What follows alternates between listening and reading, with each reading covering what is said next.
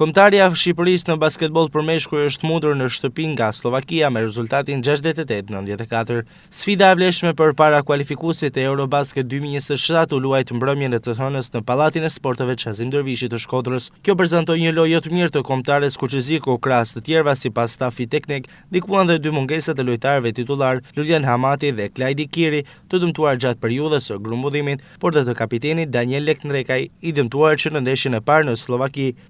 Slovake e nisi mirë ndeshjen në Shkodër dhe arriti deri në 10 pikë përpara. Pas largimit të peshës titulare, kuqezint mundin të shkurtonin diferencën dhe mbyllën periudhën e parë 15-17 në favor të slovakëve. Me rikthimin e titularëve, Slovakia dominoi sërish në periudhën e dytë duke kaluar 10 pikë dhe fituan periudhën 30-20, duke mbyllur pjesën e parë të lojës 35-47. Periudha e tretë foli për Shqipërinë, e cila fitoi me 22-17, duke mundsuar ngushtimin e rezultatit në lojën me 57-64, vetëm 7 pikë diferencë. Pas disa iluzioneve në periudhën e katërt, kur diferenca ul deri në 6 pikë, Slovakia u shkëput furishëm fal gjuajtjeve të 3 pikë dhe fitoi këtë fraksion loja 30-11 dhe gjithë ndeshja 94-68.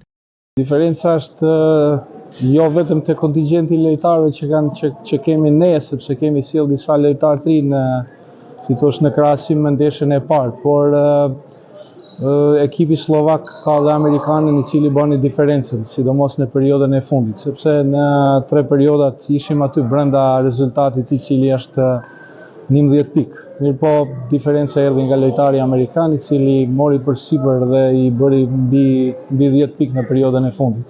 Kështu që neve si ekip na vjen shumë keq, por nga ana tjetër prapë shpresojmë se ekipi kombëtar me këto çuna të riq, që po tregojnë cilësi dhe aftësi për të luajtur për ekipin kombëtar në një të ardhme do të japin një gjë më të mirë. Pavarësisht që kena humbur me 20 e ca pikë, nuk ishte kjo domethënë faça e vërtetë e ndeshjes.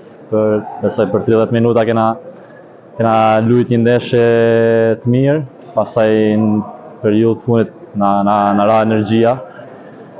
Slovakia ekip më fizik se na, edhe në fund ndeshjes u pa kjo gjë, edhe plus që kishin një amerikan nivelit të lartë basketbollit evropian që bani diferencën sot.